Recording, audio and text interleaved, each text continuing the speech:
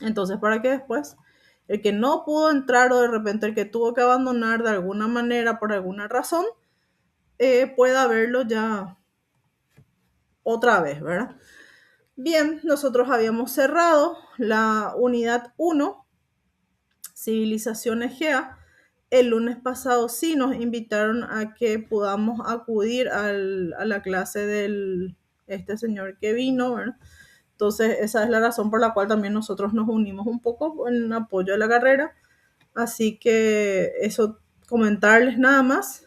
Y sí, ahora vamos a continuar con nuestra clase de retroalimentación. Primeramente quiero saber si es que se acuerdan algo de lo que dimos de la unidad 1, que nuestra unidad 1 fue clase presencial.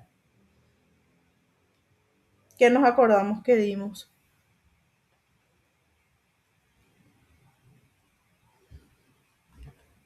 Ah, y después ya tuvimos una clase sincrónica también.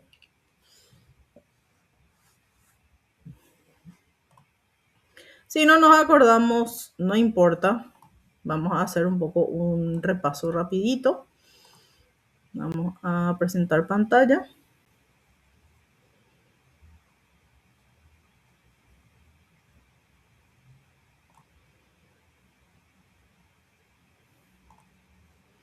¿Se acuerdan de este?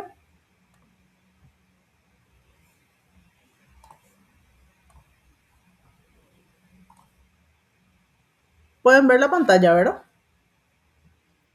Sí, profe. Sí, se puede ver. Bueno, la clase ya está siendo grabada, así que vamos a manera solamente ya de un poco de lo que es retroalimentación, un repaso. Quiero saber, entre paréntesis, si pueden acceder ustedes a la plataforma. Nadie tiene ningún problema, ningún inconveniente, ¿verdad? Yo por ahora no, profe. Ok, muchas gracias, muy amable. Continuamos entonces. En la clase número 1 habíamos trabajado directamente en el pizarrón y habíamos hablado de qué era la historia, para qué sirve la historia, qué es la ciencia, las ciencias auxiliares de la historia, ¿verdad? Trabajamos en realidad las que más generalmente se mencionan. Muchísimas son las ciencias auxiliares de la historia, sí, pero no es tampoco la intención de la asignatura mostrarle todas las ciencias auxiliares de la historia, sino que mostrarle solamente las más importantes, las que al menos a nosotros nos interesan, ¿verdad? Y nos interesa la cronología, nos interesa la arqueología, nos interesa la paleografía y la geografía. Hablamos también de periodos de la historia, hablamos de una prehistoria y de las edades también de la prehistoria, perdón, de la historia. Entonces, los periodos de la prehistoria, recuerdan, edad de piedra y después ya era la edad de los metales, ¿se acuerdan? Y posteriormente tenemos también las edades de la historia, antigua, media, moderna, contemporánea, que es la que generalmente siempre se mencionan, ¿verdad? Hablamos o mencionamos un planiferio con una división política. ¿Por qué ya la importancia de ubicarnos en el planiferio? Para poder mencionar dónde está la civilización del Egeo, porque nosotros vamos a hablar de Grecia. Yo les había mencionado que el programa tiene dos partes importantes, 6 unidades que son las primeras de Grecia y las otras 6 unidades que son de Roma.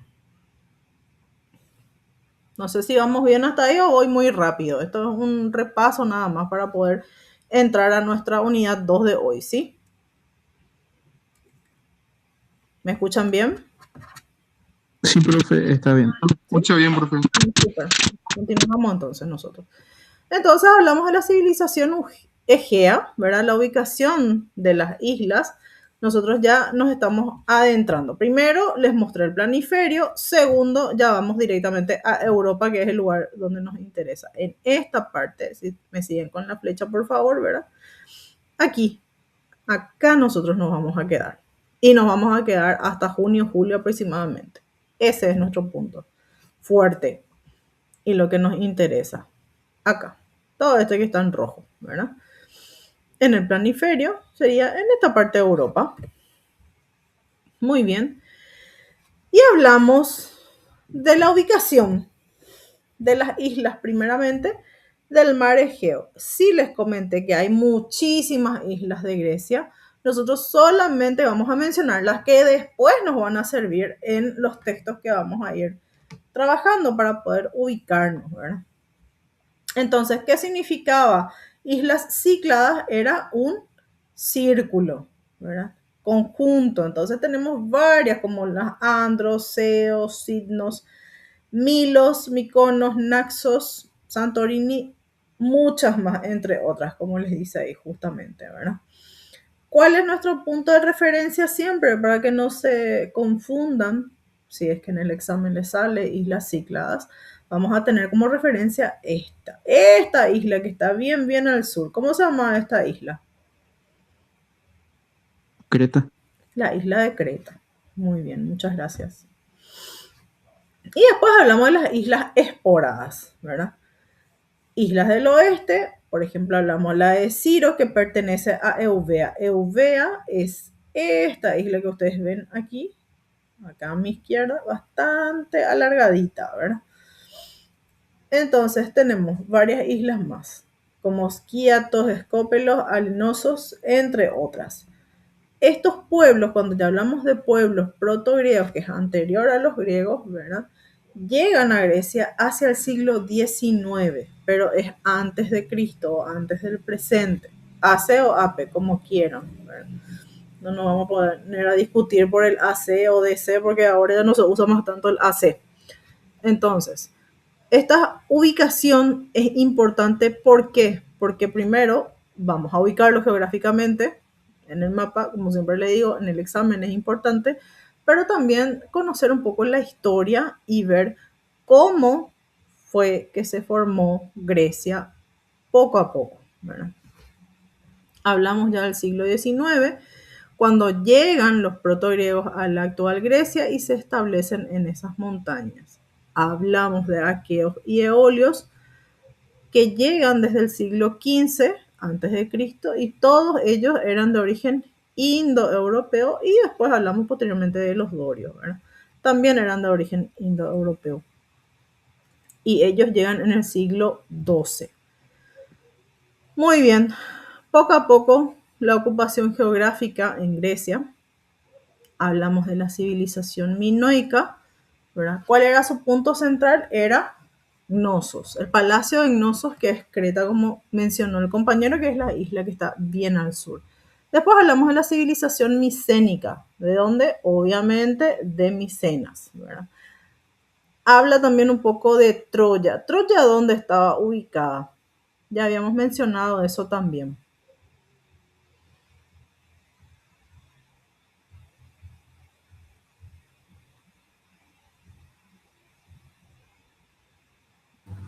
Asia Menor puede ser.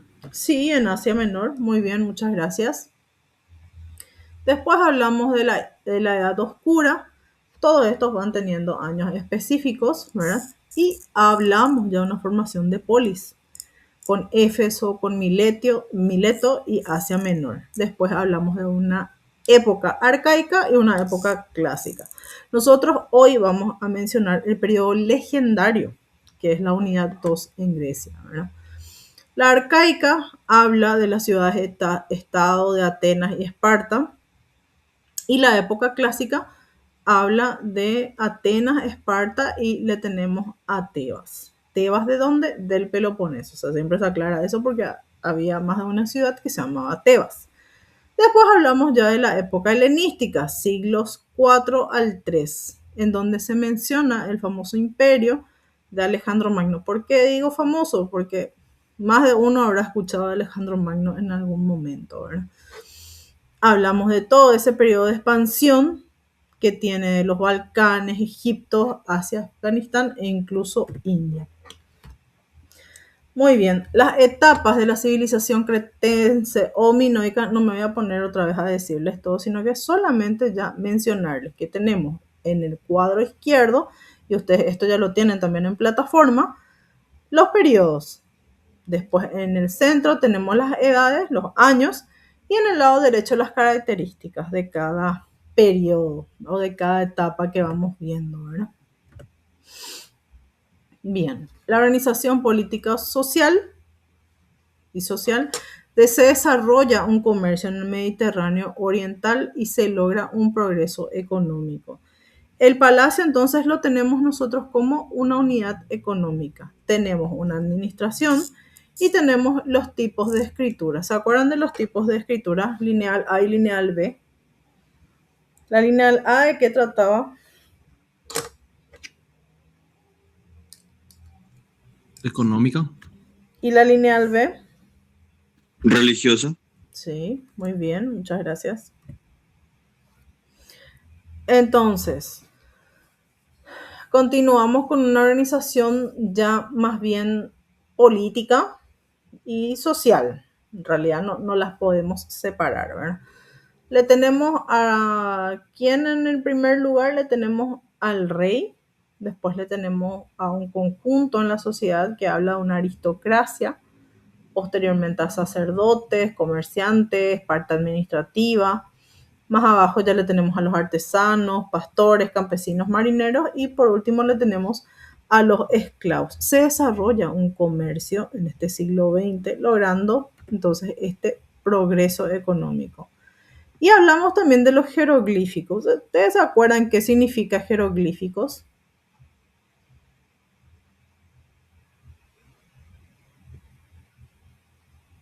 ¿Qué era?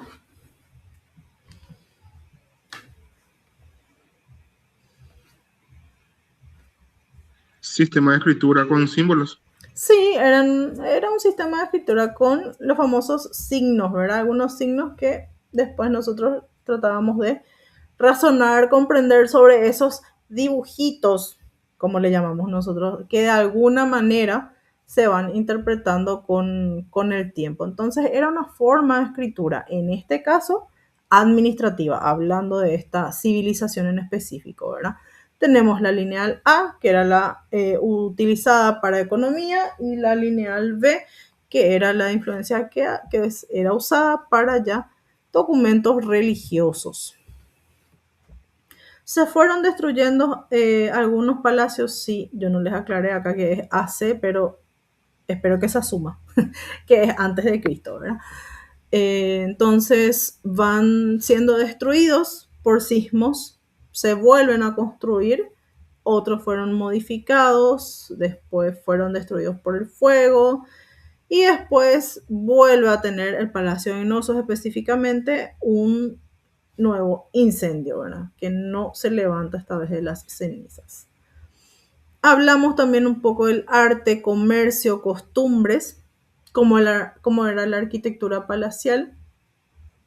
Vamos de caseríos agrícolas a núcleos urbanos, eran ricamente decorados, dice, la artesanía eran muy hábiles para tallar la piedra, especialistas en bronce, arma lujosa, comercio marítimo, ¿verdad? Y por supuesto, la última parte también hablamos del rey Minos y el laberinto. Hablamos de las características sociales, culturales y económicas, el culto natural, el culto a la diosa madre, la propiedad de la tierra, el comercio, el liderazgo palaciego, tiene que ser acá y no palaciega. A ver si puedo.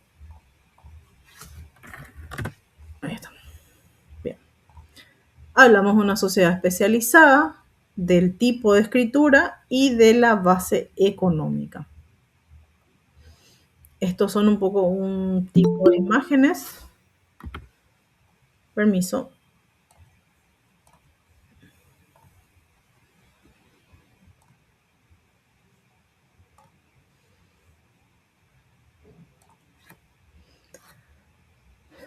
De la parte un poco arqueológica, ¿verdad? Son unas características. Y tenemos esto en el museo. Acá les dice que es la parte del Peloponeso justamente, aproximadamente en los años 4500 al 2000. Y con esto fuimos cerrando la civilización del Egeo. ¿Hay alguna consulta que tengan? Les escucho. Ninguno, profe. Ninguno. Muchas gracias, Gianfranco. ¿El resto? Por Por ahora ninguna, profe. Dale, gracias, señores. Bien, vamos a iniciar entonces con nuestra unidad de hoy, ¿está bien?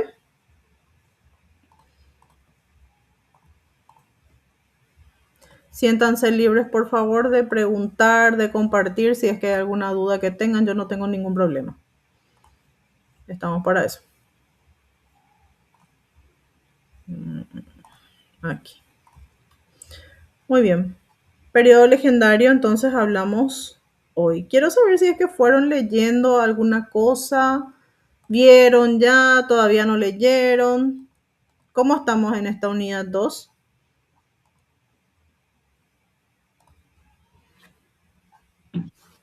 Ya leí algo también, profe. Ya leíste, muy bien, súper bien. Entonces me vas a poder seguir con la clase, ¿verdad? La intención siempre, como les digo y les voy a volver a repetir, historia antigua de Grecia y Roma es muy larga, ¿sí? Yo solamente les voy a dar las herramientas básicas, las bases. ¿Van a tener toda la lectura que quieran? Sí, está en plataforma, pero no le quiero atosigar a los estudiantes con una cantidad inmensa de materiales. ¿Por qué? Porque no van a tener tiempo para leer todo. Entiendo que tienen otras 8 asignaturas también, a la cual tienen que hacer tareas. Entonces, lo que siempre yo pienso o procuro hacer es con un tiempo delimitado. No suelo dar solo una semana, doy 2 semanas, doy 3 semanas para poder entregar la tarea teniendo en cuenta que la asignatura como tal es mucho más teórica que práctica y es bastante larga, ¿verdad?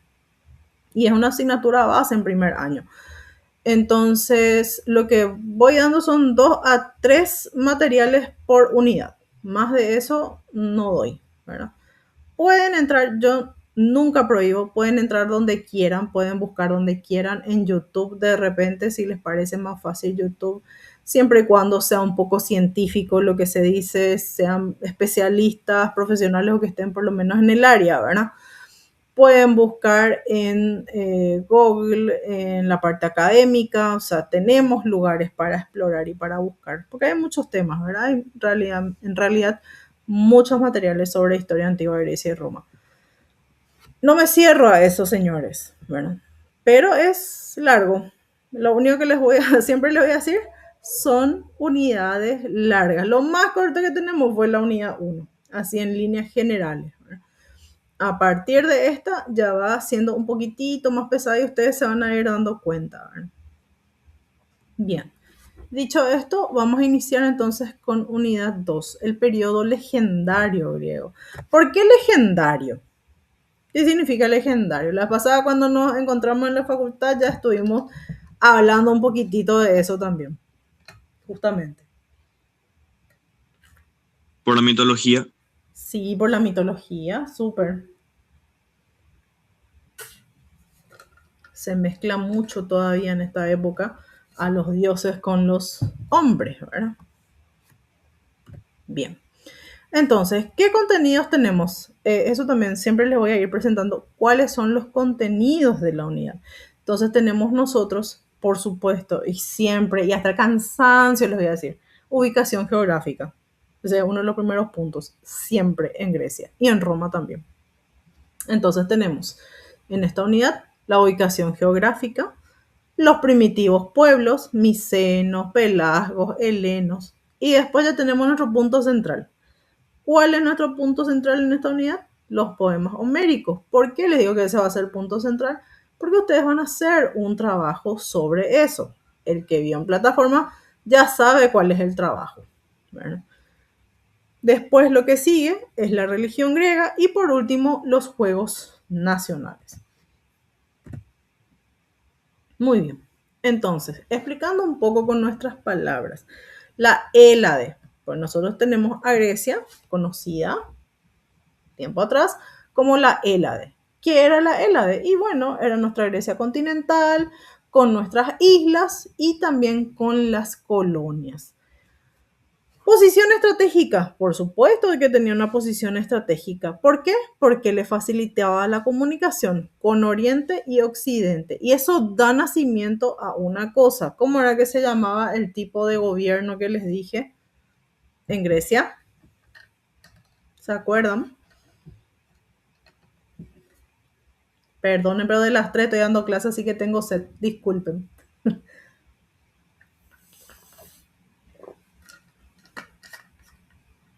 ¿Cómo se llama nuestro tipo de gobierno? No importa si no nos acordamos, pero tenemos una idea vaga.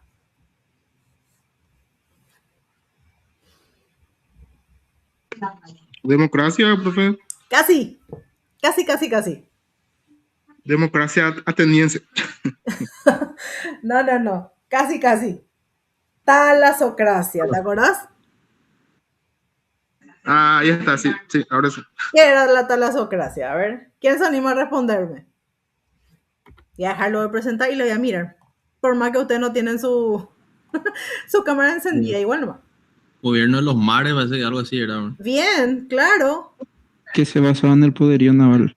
Súper, excelente. Ahí está. ¿Vieron que sabían ya? Entonces, ¿qué es la talasocracia? Y bueno, no es otra cosa que el gobierno del mar. ¿Por qué del mar? Bueno, eran comerciantes. Desde la unidad 1 que estamos viendo que ellos son comerciantes, ¿verdad? Tienen economía, va creciendo la economía. Y bueno, ¿cómo y por qué crece la economía? ¿Cómo hacen comercio? Y a través del gobierno de los mares. Fueron, no les voy a decir los primeros porque no quiero caer en el error de decir los primeros, pero sí, manejaban, dominaban el mar. Tenían sus flotas. Entonces, por supuesto, como tenían varias islas, ya vemos nosotros que Grecia está minada de islas. Entonces, por supuesto, es lo que le facilitaba la comunicación, ya sea con Grecia continental, ya sea con Oriente, ya sea con Occidente, ya sea con África, ya sea con un poco más hacia allá, ya es Asia, ¿verdad? Acuérdense que son 3 continentes los que están unidos, Europa, Asia y África del Sur. Y no están muy lejos unas de otras. Entonces, ellos fueron siendo creativos, porque el ser humano cuando necesita algo pues es creativo. Tienen los barcos, tienen la forma de movilizarse, van creando el comercio, va surgiendo, va subiendo la parte económica, ¿verdad? Y ustedes saben, cuando hay una economía floreciente, todo viene de la mano con la economía, la cultura, la política y muchas cosas más, ¿verdad? Bien, vamos continuando entonces.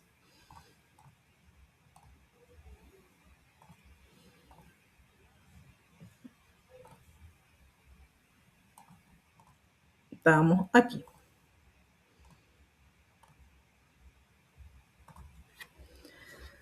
Posición estratégica, por supuesto, estaban en las puertas de Oriente y Occidente y las ventajas marítimas, las islas, la cantidad de islas que tienen, ¿verdad? Desconozco el número de islas, pero sé que son bastantes. Entonces tenían, por supuesto, bahía y tenían también para aprovechar los famosos puertos. Aquí tenemos una imagen del planiferio, como yo les digo, si les gusta así, excelente, o de repente si quieren ver también en Google Earth, podemos ver en Google Earth en tiempo real. A ver si podemos hacer eso un ratito.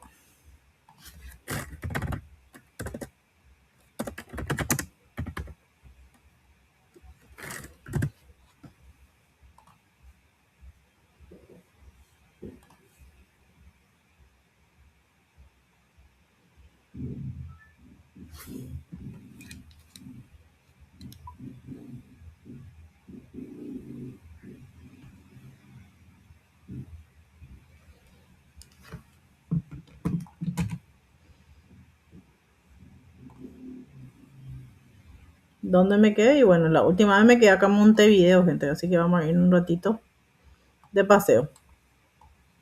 Vamos a pasarnos un segundo. Vamos a llegar a Grecia. ¿Pueden ver? Sí, profe. ¿Sí? ¿Ven la cantidad de islas que tiene?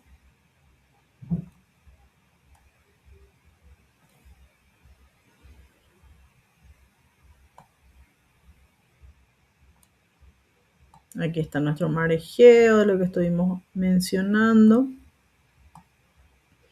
Le tenemos a Atenas acá.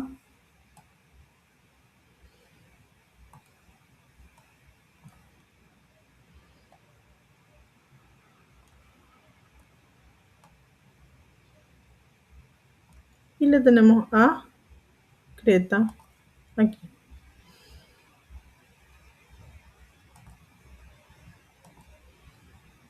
No sé si esto ya le mostré, me parece que no, ¿verdad?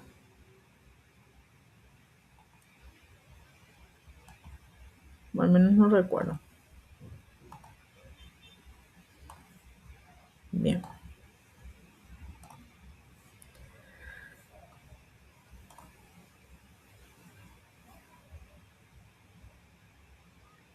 Hablamos ahora de los pueblos primitivos. ¿Cuáles son? Y aquí hablamos de 4 pueblos primitivos, de los helenos, primeramente. Helenos, pelasgos, micenos y dorios.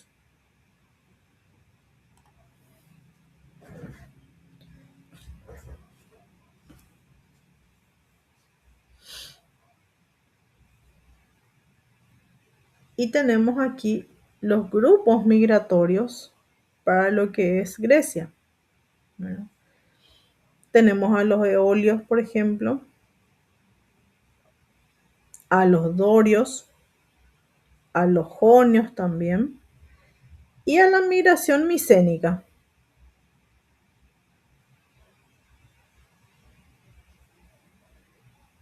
Vamos viendo un color un poco más claro. El más oscuro es este, es dorio. Los jónicos,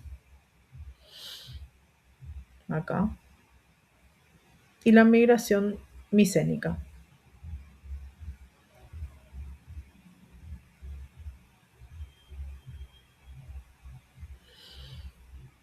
Muy bien. ¿Qué saben ustedes de los helenos? ¿Escuchamos alguna vez ya esta palabra? Con la lectura del material lo que pude ver es que los griegos antes se consideraban helenos y no griegos, como le decían los romanos, y por herencia nosotros usamos ese término. Sí, Entre ellos eran helenos. entre ellos eran helenos, ¿verdad? Entonces, ellos mismos se llamaban así. ¿Por qué? ¿Cómo se llamaba su país? País le decimos, pero sí, ya sabemos que está mal dicho país, ¿verdad? El lugar donde residían, mejor dicho. ¿Cómo se llamaba? La Hélade. Hélade. Por eso ellos se llamaban a sí mismos helenos. Entonces, ¿qué significaba la Hélade? La morada de los helenos, ¿verdad? Tenían, dice, una misma lengua, una misma religión y tenían también una conciencia de formar un solo pueblo. Después hablamos de los pelasgos. Los pelasgos, que fueron los habitantes originarios de Grecia y estaban vinculados a numerosas regiones, pero estaban establecidos realmente en muy pocas regiones. Y fueron pasando a territorios que no eran precisamente griegos, ¿verdad? Más bien hacia el norte de lo que es el Egeo y hacia la península itálica, es decir, hacia el norte y hacia el oeste, en este caso. Posteriormente se habla de los micenos. Este pueblo, que era muy próximo a los hititas provenientes de Rusia, introducen lo que es el caballo unido al carro que se lleva a Grecia. Ay, Dios mío, Grecia con minúscula, Dios mío. Bueno, ahí. Entonces, ¿tienen ustedes o sea, se imaginan o no sé si de repente vieron alguna película histórica que ven lo que es el caballo unido al carro? Sí, la auriga creo que le decían. Auriga, Auriga. sí, exactamente. Muchísimas gracias porque no me estaba acordando de la palabra. Pero sí, auriga se le dice, gracias. Entonces, estos micenos, dice, hacia el 2000 se instalan en Grecia continental. Tienen ciudades amuralladas, palacios con emplazamientos fortificados para albergar a campesinos en momentos de peligro. Pues tienen que saber que siempre había guerra, solo que yo no les voy a estar mencionando cada rato las guerras. ¿Por qué? Porque si no es algo de nunca acabar. Sí vamos a mencionar las guerras, pero vamos a mencionar un poco más adelante y vamos a trabajar sobre 2 o 3 guerras importantes, ¿verdad? Sí, con Roma, más adelante vamos a tener como 5 o 6 guerras en un solo capítulo. Entonces, es para que ustedes tengan una noción. ¿Por qué tenían las ciudades amuralladas? Y sabemos que tenían las ciudades amuralladas porque estaban en constante guerra, ¿verdad? Eran invadidos constantemente. Pero también ellos hacen expansiones. Entonces, en el siglo XIII, ya vemos nosotros que se van expandiendo los micenos. ¿Hacia dónde? Hacia Creta, hacia Rodas, hacia Mileto, Sicilia e Italia incluso, por falta de estaño. ¿Dónde están ubicadas Sicilia e Italia? La palabra ya te dice, ¿verdad? Península Itálica. Península Itálica. ¿Y hacia dónde más o menos? Si le tenemos a Grecia, vamos a imaginarnos que le tenemos a Grecia aquí enfrente. ¿Hacia dónde le tendríamos a Italia? O a esa península itálica. Hacia el oeste. Hacia el oeste, ¿verdad? Vamos a hacer así. Un ratito. Miren, aquí estamos en Grecia. Miren bien mi mapa, porque millones de mapas vamos a trabajar. Entonces, tenemos a Grecia aquí y le tenemos a Italia al ladito, ¿verdad? ¿Dónde está Sicilia? Está acá. Imagínense que está una botita, la botita de Italia. E Italia está pateando acá alguna cosa, ¿verdad? Para que se les quede por lo menos la imagen en la cabeza. Profe, consulta. En algún punto había leído que habían colonias incluso en Francia, en lo que es hoy Francia y España. Sí. Es que fueron expandiéndose, ¿verdad? Por eso decíamos nosotros en un principio, vos le tenés a la Grecia continental, le tenés a las islas de Grecia propiamente y tenés las colonias también de Grecia. Ok, profe, gracias. Dale.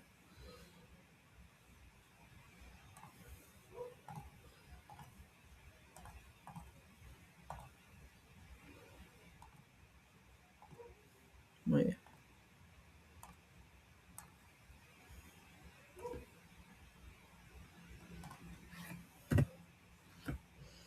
Tenemos la organización de los micenos. Tenemos por un lado el palacio y por el otro lado la jerarquía social. En el palacio ya habíamos visto nosotros las funciones. ¿Cuáles eran las funciones? Una función religiosa, una función política, una función administrativa y una función militar aparte de económica. Y también la jerarquía social. ¿Cuál era la jerarquía social? Le tenemos a un rey. ¿Qué hace el rey concentra el poder. Y también los jefes del ejército y los funcionarios reales. Tenemos una administración central y provincial a través de dignatarios que fueron los escribas e inspectores del palacio. Tenemos un comercio controlado por el rey. Cuando nosotros decimos comercio, ¿qué es el comercio? ¿Podemos definir eso? Intercambio de bienes. Siempre un intercambio de...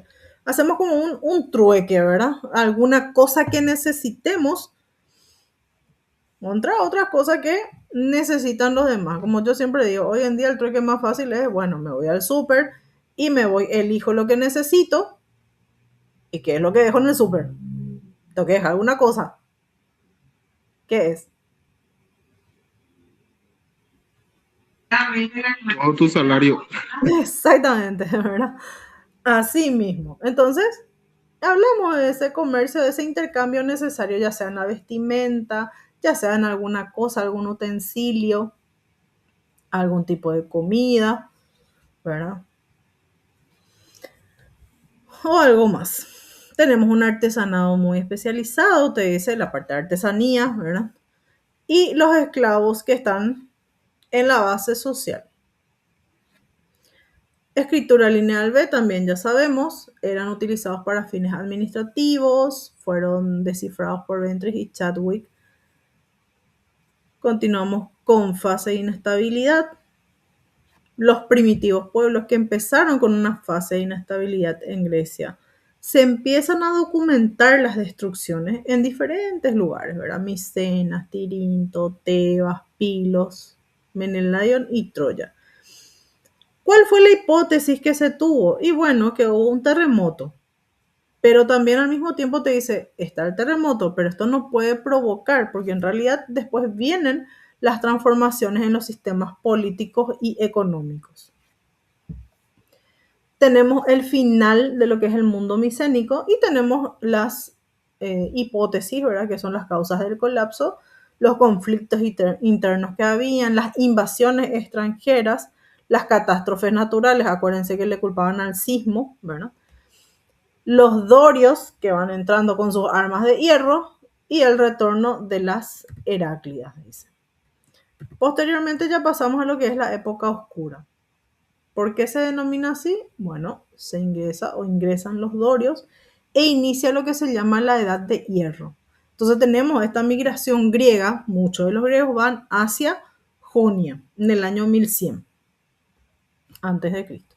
En el 1000 ya los dorios se establecen hacia el Peloponeso. ¿Dónde le tenemos al Peloponeso?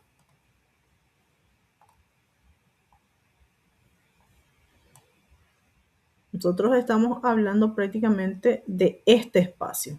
Este es el Peloponeso.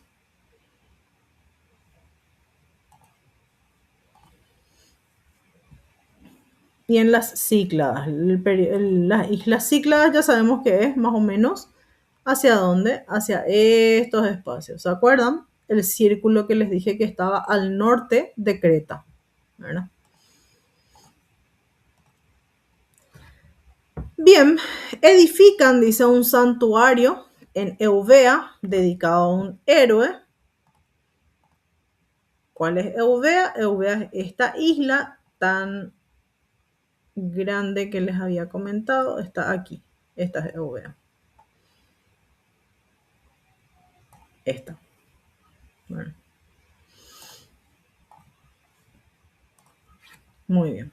Y tenemos un aumento demográfico. ¿Qué significa demografía? En cantidad de gente. Describe la sociedad. Para eso utilizamos la descripción del pueblo, ¿verdad? Demografía. Tenemos esa expansión y tenemos el desarrollo también de la artesanía. Después hablamos en el 800, porque vamos bajando de edad, de una adopción de alfabeto fenicio y de unos primeros templos. Y en el 776 tenemos a la primera Olimpiada y al inicio de lo que es la era arcaica. Pasamos del legendario e iniciamos el periodo arcaico. ¿Tenemos estas consecuencias de la época oscura? Sí, fueron, por ejemplo, el final de la escritura lineal B, el surgimiento de nuevos dialectos griegos, la pérdida del comercio a larga distancia y las ciudades que caen en manos de clanes familiares. ¿Qué son los clanes?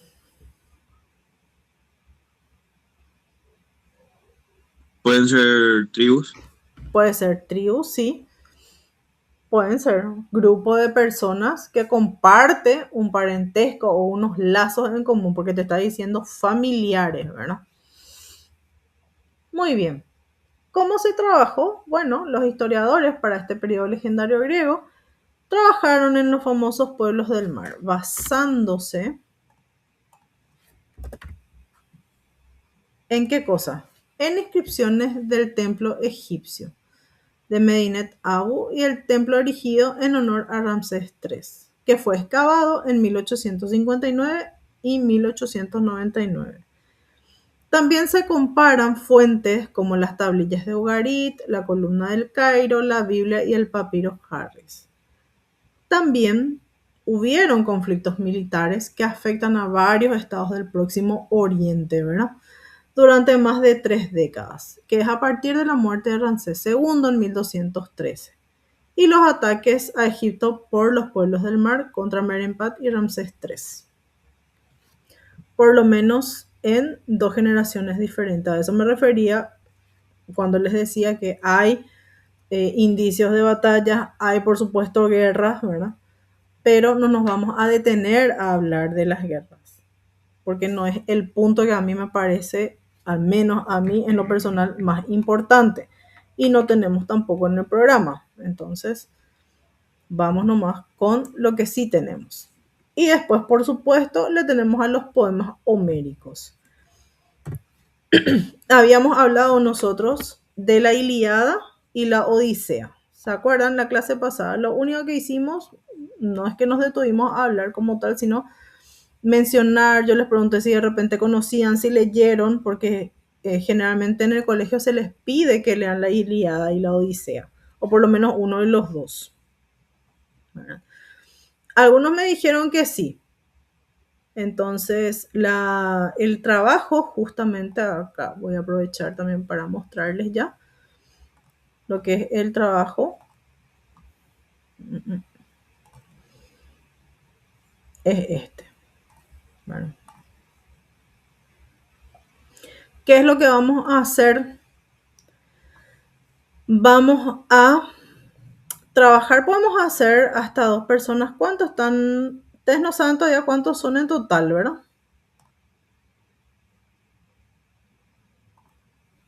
Aquí somos 10, por lo menos.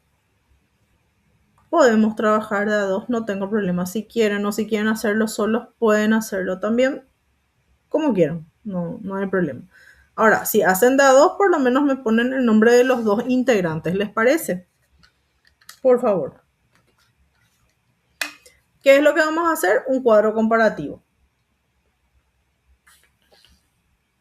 de los poemas homéricos. Le tenemos a la Ilíada, le tenemos a la Odisea, de esos dos. Yo quiero saber si ustedes fueron ya leyendo para refrescar un poquitito la memoria o todavía no leímos. Profe, por el plazo de la tarea yo pensé que era un análisis un poco más histórico de en base a los materiales, pero por tus indicaciones y por el cambio de fecha que hiciste, entonces sería la obra completa. Sí, es leer un poco toda la obra.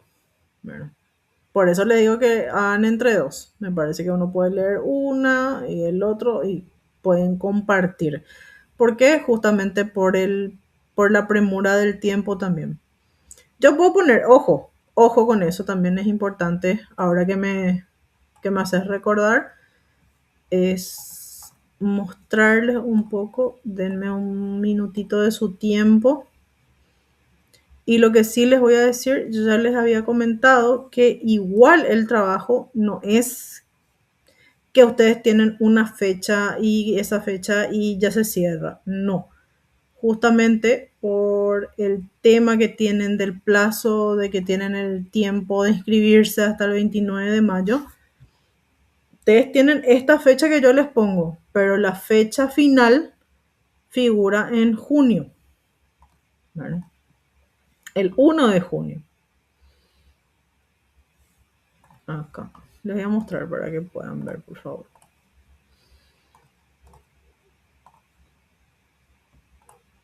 Acá.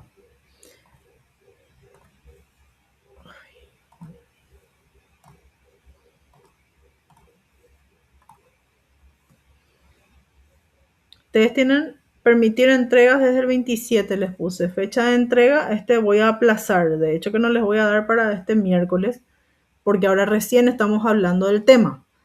Entonces, por lo menos una semana más les voy a dar para poder leer un poco. O incluso les puedo dar estos 2 feriados que vamos a tener 14 y 15. Y presentamos, sería lunes 18. Podemos poner nomás acá 18 de mayo. Pero tu entrega final, tu fecha límite va a ser el 1 de junio.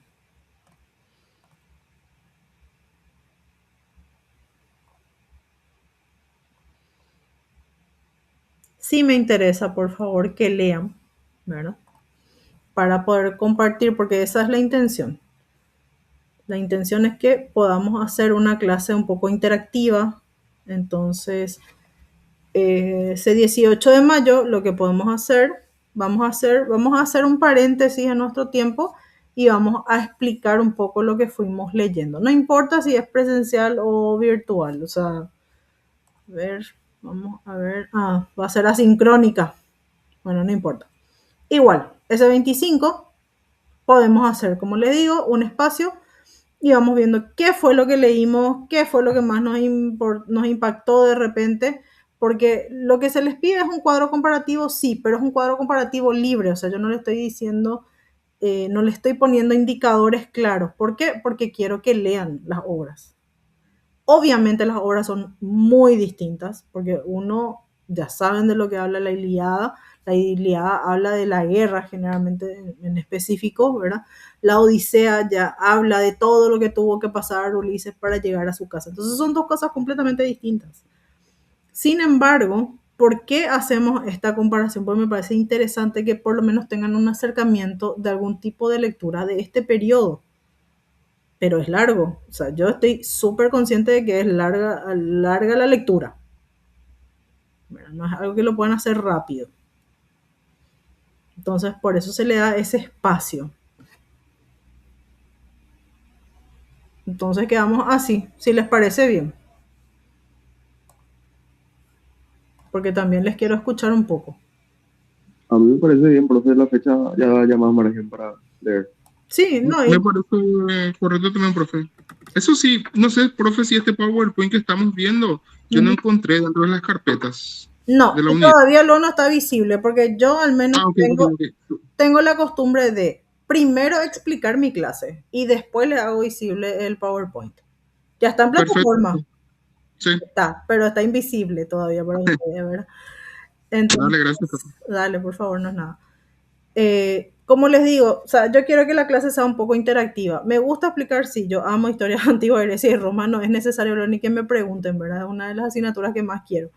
Pero también quiero que ustedes puedan leer, podamos aprovechar los tiempos que nos encontramos, ya que una vez prácticamente, o sea, una semana es lo que tenemos, un lunes es lo que nos afecta más, ¿verdad? Es que tenemos asincrónica. Entonces, ese tiempo que tienen de asincrónica, aprovechen para leer alguna cosa, alguno de los materiales, aprovechen para hacer las tareas, o sea, hagan, porque las tareas siempre van a estar en plataforma, ¿verdad? Y si yo no pongo la fecha o de repente no podemos entregar en fecha, entonces corremos nomás un poco más, no hay problema tampoco con eso. Pero la intención no es atrasarnos demasiado, porque como les digo, hay demasiado contenido de por medio. Esa es la realidad que tenemos en nuestra asignatura al menos. Y para leer hay muchas cosas para leer realmente. Bien, vamos a continuar un poco entonces.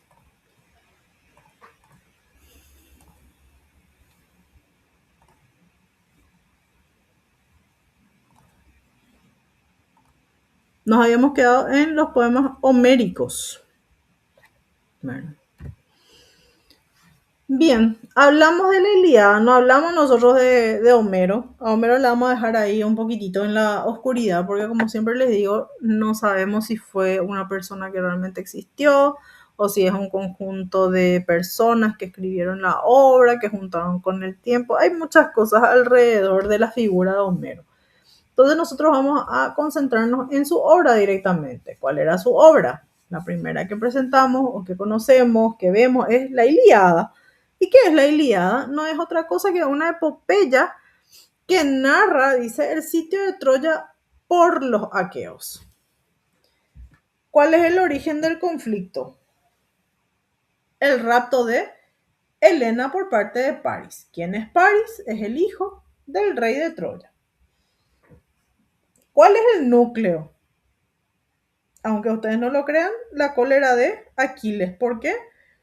Por la afrenta de Agamenón. ¿Qué significa eso? Que Agamenón le llevó a la esclava favorita. La esclava favorita se llamaba Briseida. Después de un enojo, Aquiles abandona la batalla hasta la muerte de su amigo Patroclo. Patroclo muere a manos de Héctor. Si alguien ya leyó, ya sabe de lo que estoy hablando, ¿verdad? Entonces, ¿se acuerdan cómo murió Patroclo?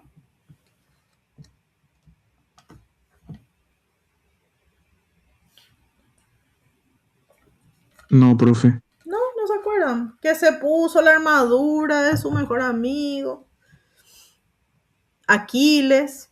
Entonces Héctor pensó que era Aquiles La atraviesa con una lanza. y la atraviesa con una lanza. Y había sido, no era Aquiles, era Patroclo. Muy bien.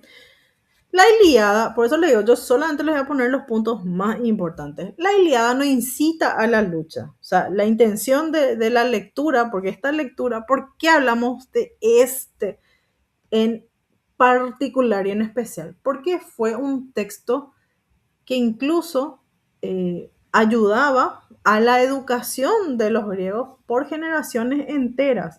O sea, siglos enteros prácticamente ellos podían recitar de memoria lo que era la Ilíada. A ese nivel llegó la Ilíada, ¿verdad? En los griegos. O sea, se lo educaba con este texto.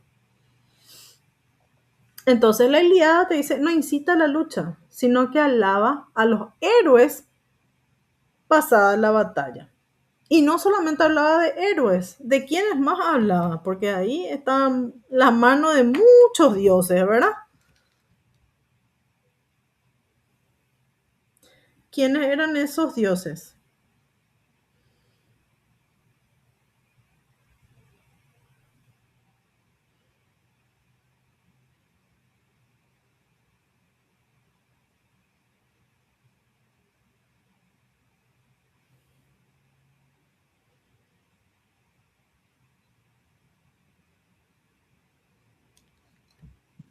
Y la verdad que había varios, profe.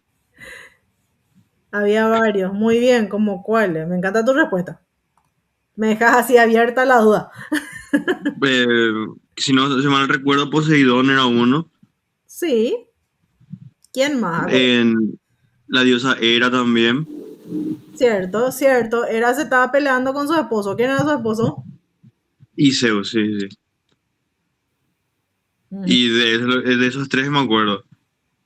También estaba Apolo. Estaba Apolo. ¿Quién más estaba? Nosotros tenemos unos cuantos. Está Ares. la diosa guerrera. Me sorprende que no nos estemos acordando. ¿Quién es la diosa? Atenea. Claro, Atenea. Súper.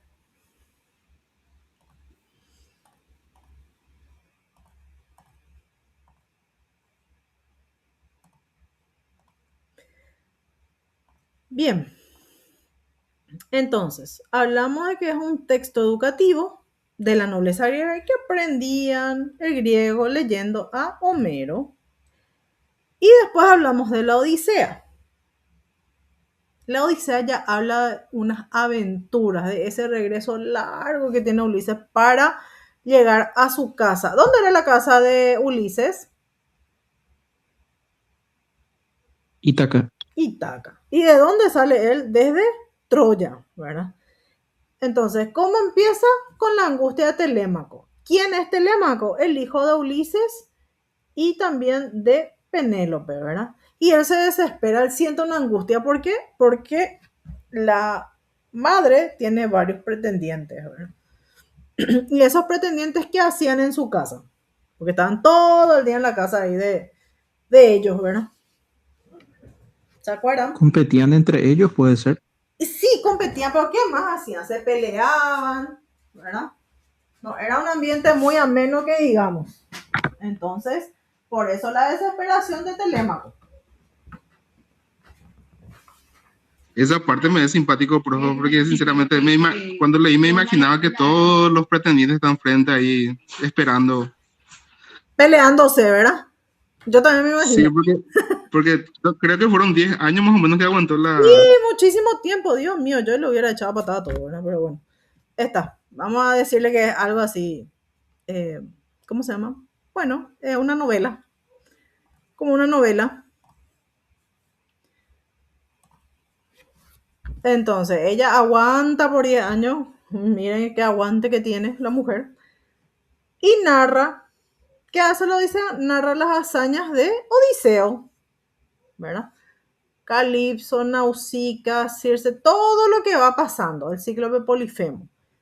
¿Cómo concluye la Odisea? Cuando Ulises mata a todos los pretendientes a su regreso a Ítaca. ¿Se acuerdan de esta parte de la historia?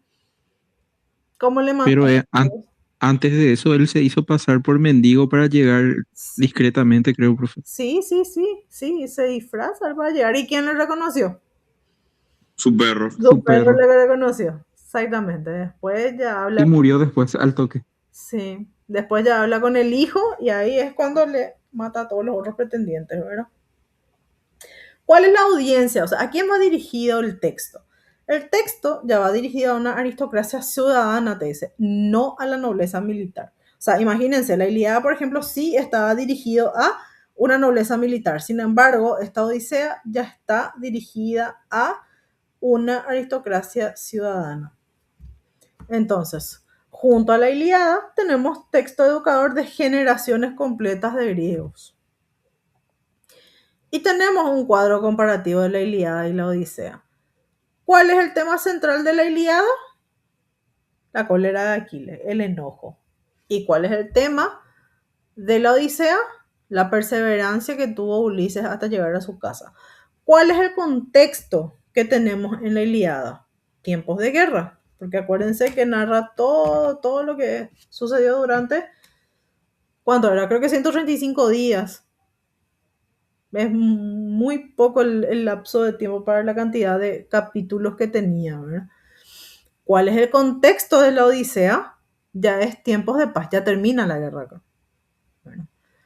¿Cuál es el ambiente que tenemos en la Ilíada? El valor que tiene la persona, lo heroico que puede llegar a ser.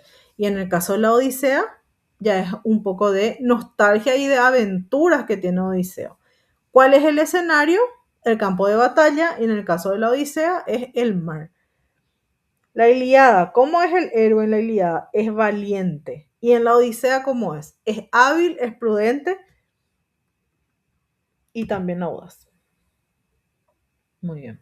Entonces, sobre los poemas homéricos tenemos que en ambos triunfa la individualidad, la afirmación de la voluntad y la libertad contra lo que es el hado.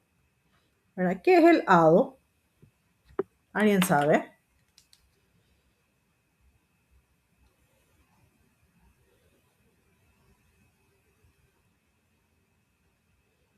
Una fuerza sobrenatural puede ser, profe. Sí, puede ser. Al destino. Eso significa el hado, el destino. Muy bien, y después hablamos de descubrimiento de Troya. Acá vamos a... Y bueno, es por eso que me gusta tener tanto las dos asignaturas, porque yo siempre trato de conjugar las asignaturas. Entonces aprendemos un poco de arqueología en historia y de historia en arqueología. Tenemos que durante siglos se fueron buscando los rastros de Troya. No encontrábamos prueba del sitio descrito en el poema de Homero. Pero en 1871 le tenemos a un Henry Schliemann que encuentra restos de la ciudad de Troya. ¿Dónde él menciona o dónde afirma que encontró? En Turquía. Bueno, a ver. Vamos a ver si podemos encontrar, porque a veces cuesta un poquitito encontrar en el mapa. Les dije. Bodega Troya me sale. No es hacia ahí, gente, no es hacia ahí.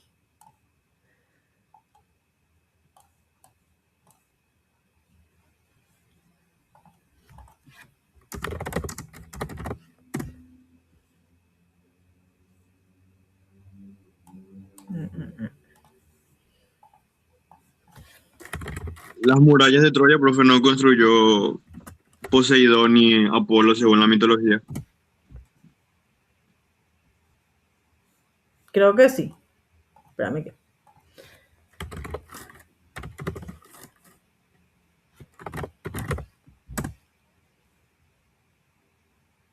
Ahí está.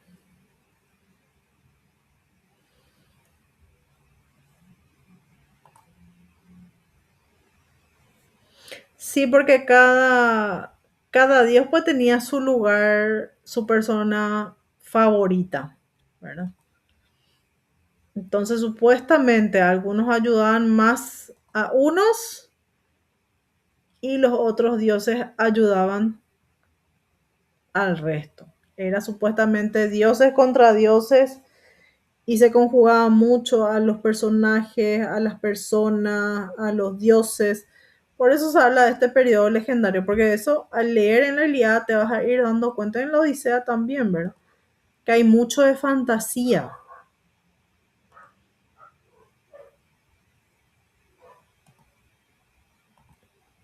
No sé si pueden ver ahí. Supuestamente estos son los restos. Sí, profe. Profe, y supuestamente este señor que hizo estas excavaciones destruyó muchas murallas en su excavación también. Ay, seguro. Justamente por eso recibió muchas críticas, porque era muy, según leí en algún momento, dice que estaba tan obsesionado que no medía la forma de buscar. Claro, me imagino. Sí, También, eso también. perdón, sí, te escucho y después yo hablo, sin problema. No, perdón, profe. Quería decir más que justo sobre el punto que dijo el compañero. Eso también yo llegué a leer, pero me era contradictorio porque supuestamente él trabajó mucho tiempo para hacerse la fortuna que iba a necesitar y que incluso estudió arqueología y que igual destruyó, no sé, o sea, se dio cuenta de que habían varias ciudades, una encima del otro, Claro. o de la otra, Entonces, pero que igual destruyó mucho material por su desconocimiento o algo así. sí, ahora acuérdense, nosotros en unidad 3 recién vamos a dar, ahora estamos en unidad 2, vamos a trabajar unidad 2 enseguidita en arqueología, pero acuérdense que la arqueología fue cambiando con el tiempo, o sea, tengamos en cuenta el contexto cultural. ¿Por qué? Porque nosotros estamos hablando de un Schliemann en 1871. En este año todavía faltaba, Ah, pero muchísimo para que la arqueología sea siquiera algo ah, serio. le estamos ¿Entienden? juzgando con el diario del lunes recién Le entonces. estamos juzgando, Así claro, fácil. con algo actual. Entonces, sí, yo entiendo, ¿verdad? A mí también me llama mucho la atención de repente que sea tan descuidado, pero era lo normal. ¿Por qué? Porque incluso nosotros en esta unidad 2 cuando vamos a empezar ya a hablar de lo que es la arqueología, de que incluso Platón ya hablaba de que era algo muy antiguo, no sé qué, eh, tenían esa idea nada más, ¿verdad? Pero nada más que eso. Y es más, yéndonos a arqueología como tal en lo que es periodo de Renacimiento hasta casi 1800 y un poco más, porque en unidad 3 vamos sí a centrarnos ya en cómo la arqueología fue desarrollándose como algo un poco más serio. Entonces le tenemos a gente que hace esto por pura pasión y porque tiene, como siempre digo, ¿verdad? Los recursos. Mis alumnos del año pasado se van a matar de la risa y seguro que les va a decir a ustedes, la profe Cecilia solamente le dice recursos a sus estudiantes, ¿verdad? Pero es la verdad. En arqueología, al menos si vos no tenés recursos, si vos no podés tener ese dinero para trabajar esto, no lo vas a hacer. Simple, como eso, ¿verdad? No tenés recursos, no tenés condiciones, entonces no hay forma de hacerlo. Y conste que estamos hablando de arqueología acá, cavando la tierra o viendo las, digamos, las edificaciones, las estructuras, como llamamos nosotros en arqueología. Ahora, si queremos trabajar bajo el océano, bajo el mar, bajo el agua, es el doble, es el triple el recurso que hay que usar. Entonces, es tener un poco eso en cuenta. Conste que este Schliemann era una persona bastante preparada, así como se ve, ¿verdad? Que estudia arqueología y demás, pero arqueología en su momento. ¿Qué significaba la arqueología en su momento?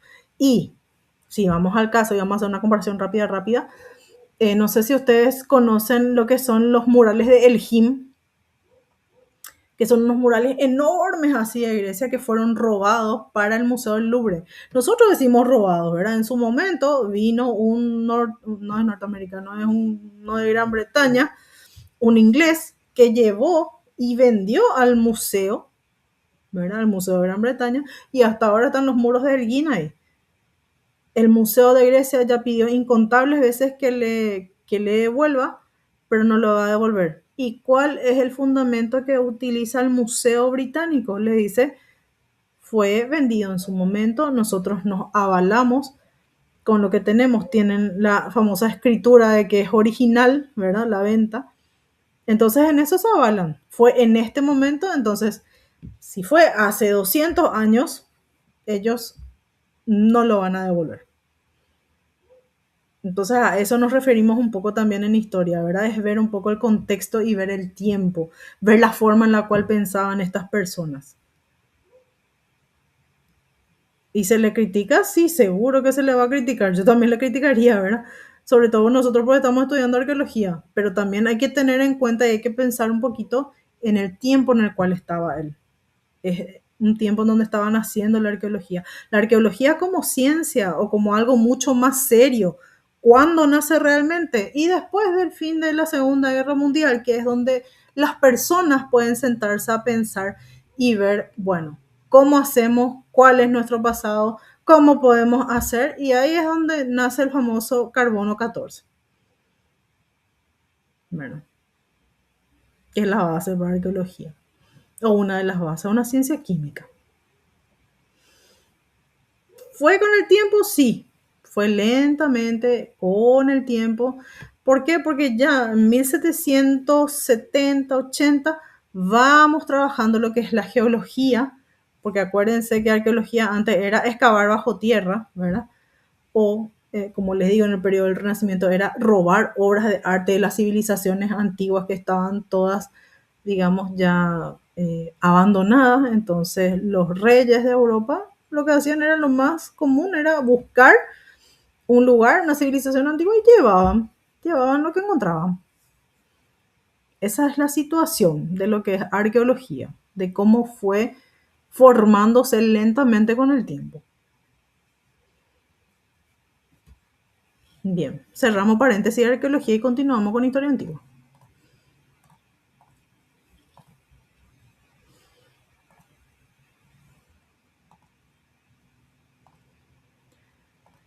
Bien, bueno, estuvimos mirando un poco lo que eran los restos.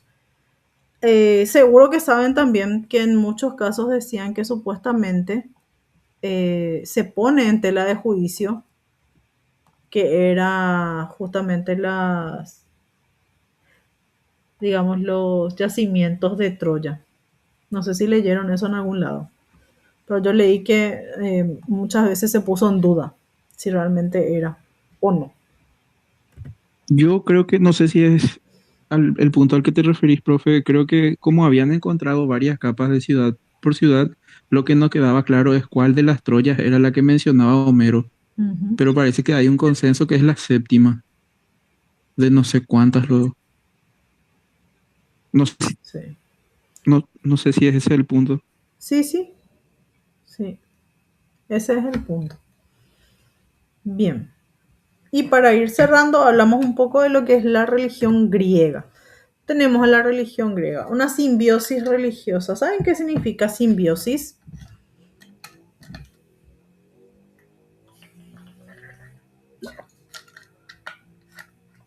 Estoy tomando mi agua, perdón. ¿Qué significa simbiosis?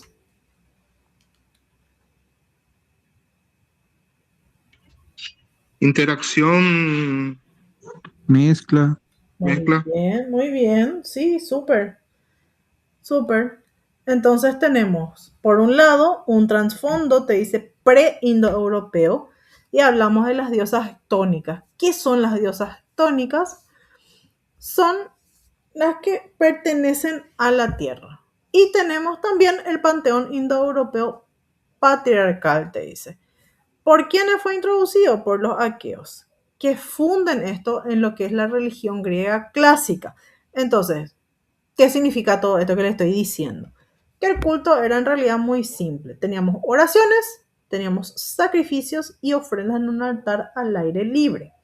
Desde el siglo VIII, la divinidad es ubicada en templos juntos con los tesoros. Solo los sacerdotes y auxiliares podían entrar a los templos. Y los ritos funerarios que tenemos. Primero, una prótesis. ¿Qué es una prótesis? Es una exposición pública. Nosotros hacemos esto hoy en día. Hacemos una exposición pública. En el velorio creo que sí, profe. Sí, señor. Exactamente. Y después hacemos una procesión funeraria. Eso es la écpora. ¿Qué es la écpora? Es el ir, llevarle al muerto. ¿Hasta dónde? De la iglesia, después el cementerio. la iglesia y después al cementerio. Entonces también hacemos esto, esta procesión funeraria. Le tenemos aquí a los dioses griegos, pero ustedes son guapitos que seguramente ya le conocen luego a unos cuantitos de por aquí, ¿verdad? Le tenemos a una primera generación y a una segunda generación. A la primera generación, a ver, ¿cómo empezamos? Empezamos con Caos. Caos tiene por un lado a Gea, que es la tierra, y a Uranos, que es el cielo. Entonces, Gea y Urano tienen a el tiempo, que es Cronos, y a Rea, que es la fertilidad. Posterior a eso, aquí abajo, le conocen a Hestia de el hogar. ¿Escucharon alguna vez de ella? No. ¿No? ¿Y Demeter? ¿Agricultura? Creo que hay un mito sobre ella, ¿verdad, Sí, profe? Y su hija. Sí, exactamente. Ahí. Después le tenemos a Hera, seguro que ella sí la conocen, ¿verdad? Saben que es la esposa de Zeus. Hera y Zeus, Sí, profe. padres. Y después le tenemos a Poseidón, que era el del mar. Y le tenemos a Hades, que era el del inframundo. No sé si ustedes alguna vez vieron Hércules, el dibujito animado.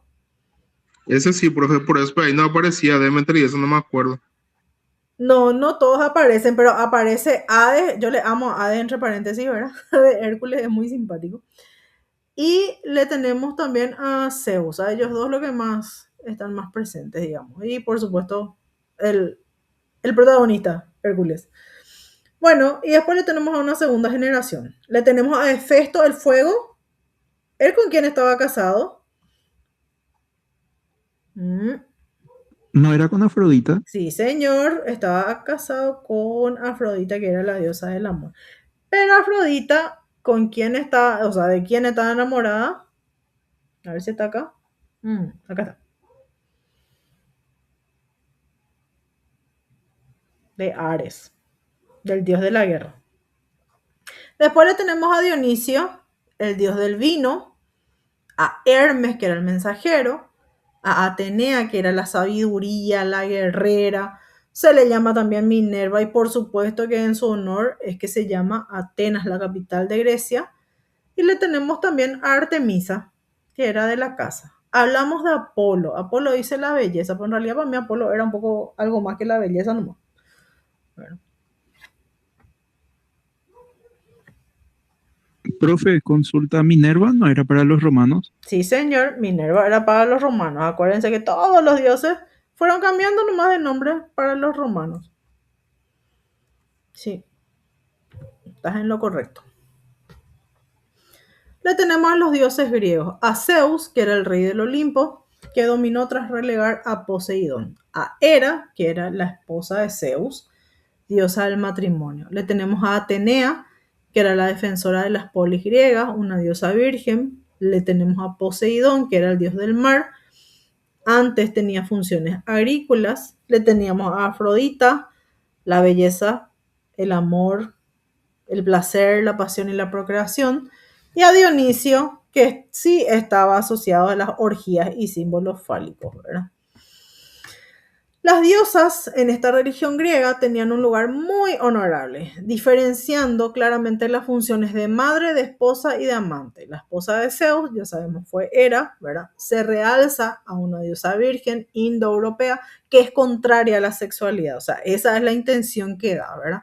Con un papel primordial. ¿Cuál era el papel? La defensa de las polis griegas. Y en este caso le representamos justamente a Atenea. Afrodita, ya sabemos cuál es el papel de Afrodita, ¿verdad? Los dioses generalmente son masculinos, son predominantemente masculinos, y Zeus es el que domina el Olimpo después de vencer a Poseidón. Bien, tenemos entonces un principio muy importante de lo que es la religión griega. Hay dos razas, dioses y hombres. El hombre no debe aspirar a convertirse en un dios. Eso sería la desmesura, que es un grave pecado. Entonces, el aspirar a ser un dios o sobrepasar los límites humanos. Y tenemos por el otro lado la virtud, el arete. ¿Qué es esto? Las plegarias, los sacrificios que reclaman los famosos favores divinos y que es, por supuesto, opuesto a la desmesura. Para ir cerrando, hablamos de los juegos nacionales. ¿Qué son los juegos nacionales? Hablamos de las panegirias. ¿Qué es esto? Son reuniones panhelénicas, les dice, ¿verdad? Con motivo de juegos, porque los griegos sí compartían una misma lengua y religión, además de tener una conciencia de formar un único pueblo. Espérenme un minutito, por favor.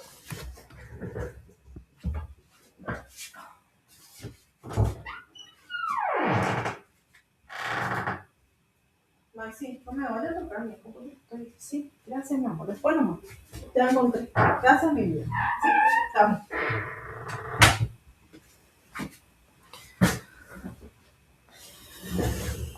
Bien, he vuelto. Vamos a cerrar y después vamos a tener 5 minutitos de descanso. Bien. Entonces, hablamos de estos Juegos Olímpicos, ¿verdad? Ísmicos y nemeos, que tienen lugar en santuarios en presencia del clero. ¿Qué es el clero? ¿Quién me puede decir?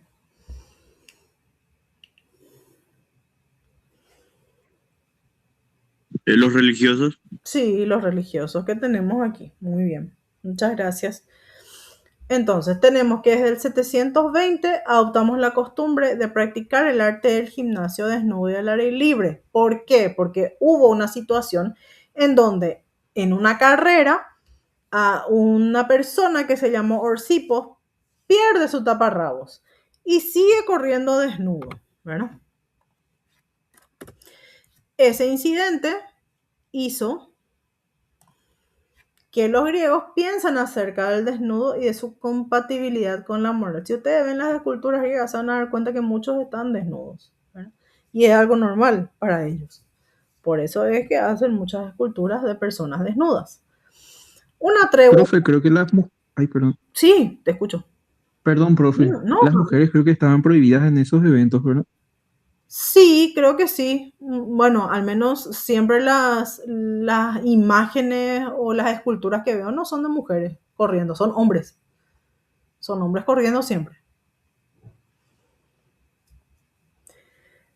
Después tenemos la tregua sagrada, que garantizaba el libre tránsito a quienes deseaban asistir. El vencedor no recibía un premio material, sino más bien una corona de hojas sagradas y la gloria. En Olimpia, el vencedor tenía derecho a que se le erigiera una estatua en el templo. Dice, los juegos se ajustaban a aspiraciones de la aristocracia, la cual proporcionaba muchos de los participantes en las pruebas. Y al asistir a los espectáculos, estos santuarios helénicos y las panegirias se convirtieron en focos comunes de civilización griega. ¿Cuáles eran las modalidades deportivas? No les puse, había sido la imagen. Tenemos carreras a pie, ya sea con o sin armas, carreras de caballos montados, lanzamiento de disco, pugilato, que es el pugilato, es el boxeo, carrera de carros de 4 caballos, salto de longitud, lucha con manos abiertas y lo que es el pancracio. ¿Qué es el pancracio? La lucha más el boxeo, ¿verdad? La primera olimpiada que se hizo fue deportiva, fue poética y fue religiosa. Muy bien. Con eso cerramos esta unidad 2. Si les parece, vamos a tener 5 minutos, ¿está bien? Para poder después continuar ya con arqueología americana. Bueno, profe. Dale. Corto entonces acá historia antigua y después vuelvo a grabar para arqueología. 5 minutitos y volvemos.